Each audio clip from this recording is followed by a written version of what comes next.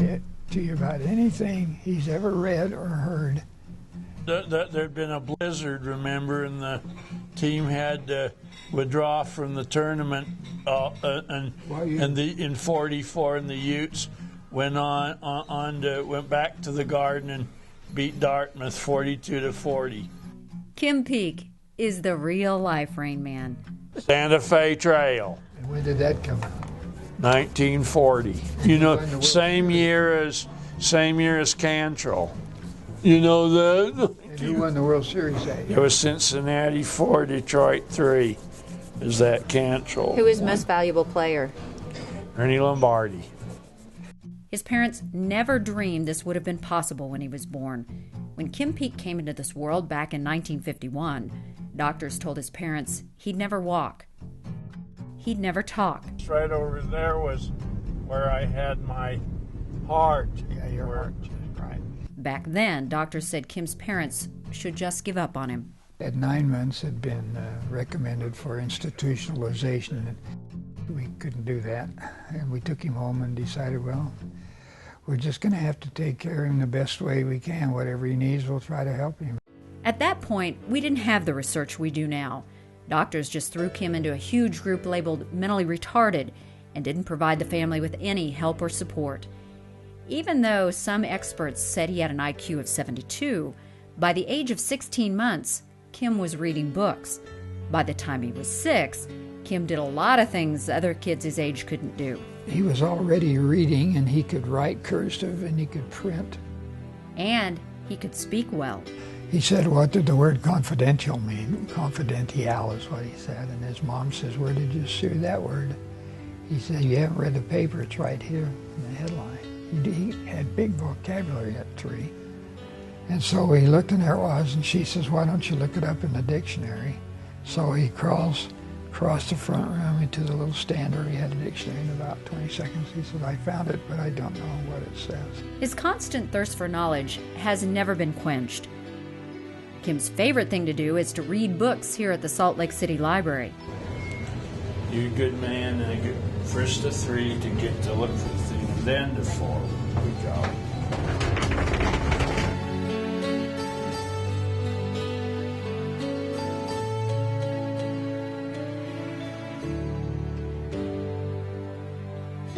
The library estimates he's read as many as 12,000 of their books so far. On the day we visited him, he chose to read the Seattle phone book. Greater East Side of Seattle. The interesting part of this story is Kim's father, Fran, didn't even realize how special Kim was until they had a chance run-in with screenwriter Barry Morrow when Kim was 37. That was back in 1982. Barry Morrow met him in Texas, Arlington, Texas, at the headquarters of the National Association of Retarded Citizens. And that's when Kim's life changed drastically, as did mine. Barry saw something in Kim no one else had before. He said to Kim, Kim, I want to be one of your best friends ever, and I only make best friends if they look in my eyes when I talk to them. Looks in Barry's eyes, and he says, think about yourself, Barry Morrow. And Barry says, what does that mean? And I says, I don't know. And he says, can I take him out for a few minutes and talk to him? And I says, just a few minutes, because this is your first day here. He was gone from 9 o'clock in the morning till 4 o'clock. And he said to me, where did you get this guy? And I says, what do you mean? He says, do you know he knows everything about everything? I says, like what? He says, every area code in the United States, every zip code. He's corrected over 75 zip codes on our mailing list to our members. What's amazing is that until that moment, Fran had no idea how amazing Kim really was. I said, I didn't know all that. You didn't know he knew that until that point? I didn't know he could do all that. No, I knew he was. He didn't talk much to us. He was always reading books. We didn't even know he was memorizing everything he was reading. Which horse won the Kentucky Derby in 1964? Northern Dancer was the first Canadian red horse to win it.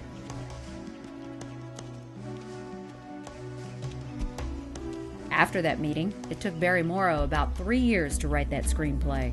And Barry Morrow wrote it. We didn't know he had the 15, 16 subject areas that makes him very unique. That's because most savants are just savants in 1 or 2 subject areas.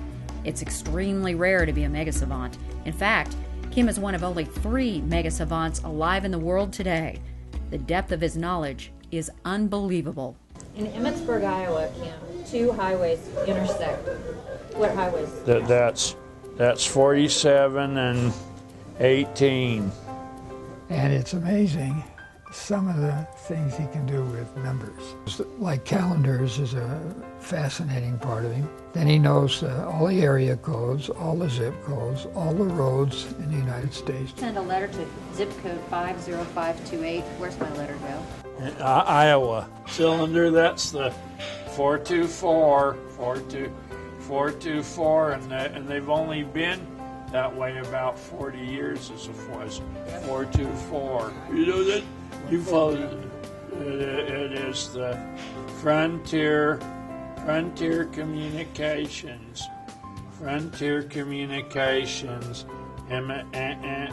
Emmitsburg, Iowa. He also knows history of every state. He knows the literature. He knows all the Shakespeare plays. He knows a lot about the great literature writers. He's mostly factual things. He knows the history of all countries, including the leaders from when the countries began. Like if you ask him about the popes, he can give you all the popes of the Catholic Church. And he can list the rulers of England.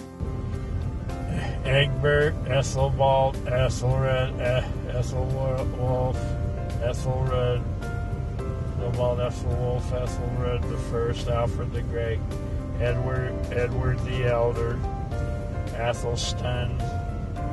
He knows almost all classical music. He heard it between ages 4 and 6. He can remember every note, who wrote it, when he wrote it, what movies plagiarized parts of classical music for their themes and stuff, and when the movie came out. What was the best picture in 1990? It was Dances with Wolves. How about 1935? Mutiny on the Bounty. He knows almost all sports. Who won the World Series in 1950? Yankees beat the Phillies 4 straight. He's memorized the Old Testament, the New Testament. Which book of the Bible is the Sermon on the Mount? Where is that in the Bible? Matthew. Matthew? Matthew what? 5 through 7. You've got everything, and seeing begins with the Beatitudes, the Lord's Prayer. Kim is 56 and remembers 98.7% of everything he's ever read. Not just remembers it, he can quote long passages from books he read years ago verbatim. So what is it that makes Kim different from the rest of us? Kim has no trace of any corpus callosum. That connects the right side of the brain to the left side of the brain. And in his cerebellum, it's got a chunk out on the side, looks like a marble, and sticking out of the marble looks like a pencil off eraser. And the neurologists and psychiatrists who have seen his MRIs say they think that would be the reason for his not being able to reason. That makes him very literal. Because he doesn't have a corpus callosum, Kim can read with both his right eye and his left eye independently. In other words, at the same time. He can read 2 pages of a paperback book simultaneously in 8 to 10 seconds. He can finish an average-sized book in just 20 minutes. How many people live in Wichita, do you know? About 500,000 in the county, in the both city and the county. And what county? Sedgwick. Also, you folks have you folks are also close to the people have to give up their lands to preserve the railroad. The town is called Medicine Lodge. Remember the 1867? As much as Kim knows, his IQ is 72, so researchers use a different scale to measure his intelligence. It's called a KQ, or knowledge quotient. On that scale, Kim is a 184. Einstein only ranked at 149. One of the first black-white teammates in football. You think of Kansas, he dies of cancer. Hale Sayers, wasn't it? 3 months. Just as they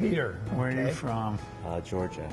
Remember, he is from a little town called Winder. Where's Winder close? But we landed there's an 85 and a 75. There is. Okay, what's this area code then in Winder? Where am I going?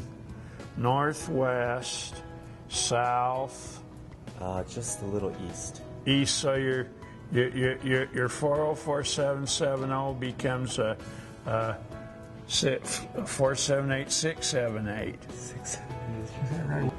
University, SUNY Buffalo. SUNY Buffalo. Dot, dot, dot, dot, dot, dot, dot, dot, dot, dot. Although Kim's talents are amazing, he definitely wouldn't be where he is today without Fran's love, support, and guidance. Watching them together, you realize what an incredible relationship they have. Be shooting towards summer. Yeah, we get to 85. In fact, Kim summed it up very well. One time when speaking about his dad, he said, Let's say Dad and I share the same shadow. they've traveled so much since then, they've racked up 2 million frequent flyer miles. He's a very different person than he was before Rain Man. Before Rain Man, he had no social skills. He had been labeled as mentally retarded for 37 years. Before Rain Man, Fran kept Kim away from the public. I know for years you really kept Kim secluded. Yeah, Why did you do that? Were you trying to protect him? everybody did. I mean, there was nothing. No one who could help us with him. The only alternative you had was an institution. But Dustin Hoffman changed all that. And then he said to me, and you need to promise me something.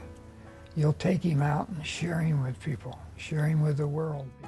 Now, Fran encourages Kim to reach out to everyone. Correct. Okay, and when's your birthday again? March 23rd, 1980. Yes. It was a Sunday, and this year was Easter Sunday, and you retire in 2045 on a Thursday. And since he's been born, when was his birthday on Easter besides this year? You won't even get to see it again until 2160. We don't see it again until 21. Man. Fran makes sure Kim interacts with people to increase their understanding of those who may be different. When's your birthday, Andrew? It's June 17th, 1980. It's a Tuesday, and it's next Tuesday, and you retire in 2045 on a Saturday. You know what? Well, Dad, and I'll hit you in a ton of maples.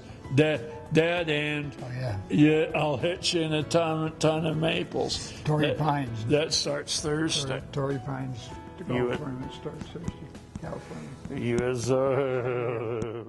Fran also takes along the Oscar Barry Morrow gave to them after he won Best Screenplay that year.